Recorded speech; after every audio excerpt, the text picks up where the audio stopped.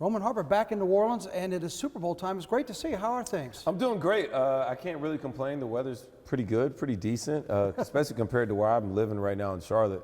For me to get 70 degrees right now, this is amazing. When you think Super Bowl, I know you're on the media side now, but go back to playing days. When it's time for Super Bowl, what are the thoughts that come back to you? When you're playing in that game, you're just hyper-focused on just trying to get your job done. That you get 2 weeks to prepare, so you get a little bit more extra study time. All the little details and nuances that go into trying to win you a game.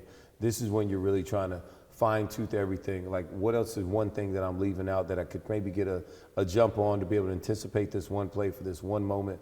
Like, you just never know what is going to be that game-changing play. And so just being prepared for your moment. I just love the fact that New Orleans is the host city, that New Orleans is such a walkable city. So many people love to come and visit this city when their teams come here and play. And the fact that the NFL continues to choose the city of New Orleans to host the Super Bowl in this game just kind of lets everybody know how much they value this city, how much the environment matters, and that, you know, New Orleans, we always behave right. And when the NFL comes, and then we know how to have a good time.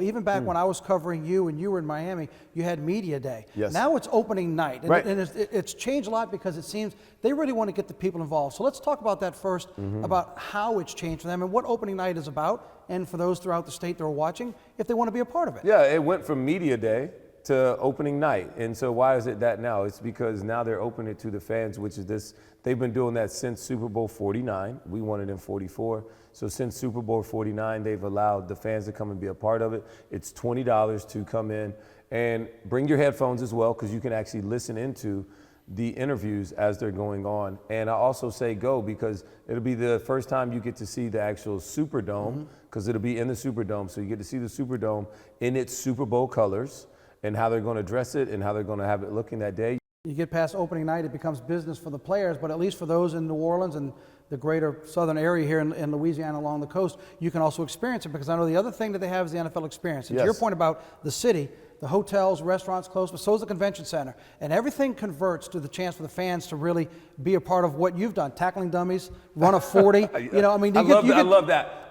The running the 40 is my favorite thing, because a lot of people think they're way faster than they are. And I call that clock the truth. And so the truth hits just a little bit different for everybody.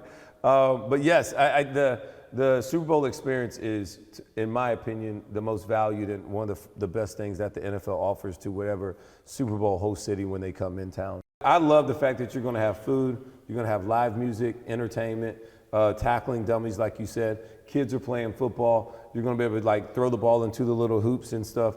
You're actually going to have the 40-yard dash.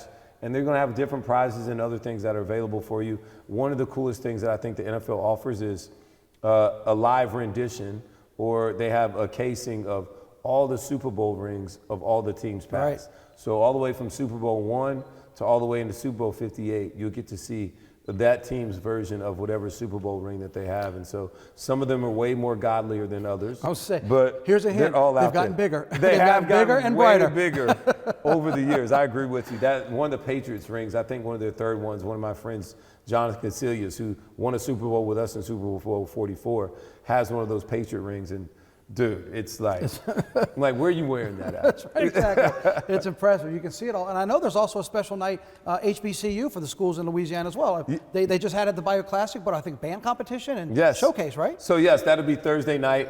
Super fun. I love that the NFL's continue to be inclusive, to continue to reach back and pull forward. I grew up in an HBCU family, so my parents both went to Alabama State, graduated from there. So that's all I knew growing up was Alabama State and the Marching Hornet Band. So I just happened to get recruited by Alabama, so and choose to go there. But I love the fact that we're going to continue to celebrate our HBCUs, because we got to understand where the NFL came from.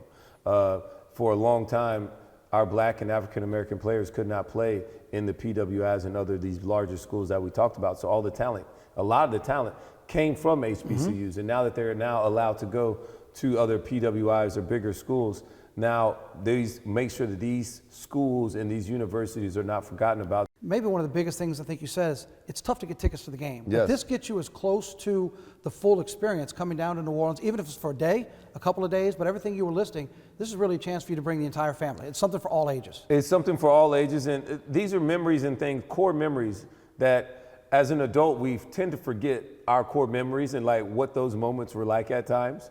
But as I have my own children now, I value those times, those moments so much more now. You know, I got to bring my son with me to Super Bowl to the NFL draft in Detroit. And he was just like, Dad, this is the absolute coolest thing ever. It puts such a smile on my face, and it really brings me great joy. So I would encourage all of our parents to get out there and do that for our children. That, you know, they're not going to cost you anything. You know, paying for yourself is one thing, but to do something special for your kid, to allow them to have that moment that they'll cherish. And it's other things. It's not just like your past playing and kicking the football. You know, you also have locker rooms of all your other different players. And then also on the Super Bowl experience at the convention center, they will also have current NFL players and past legends there, so you will have autograph opportunities as well. So you just never know who you're going to meet, what your kid's going to be able to do, and what may be that one inspiring thing that you get to share with your child. Well, it's always great to see you. All the best. Thank you, Ben. Appreciate it. Thank you.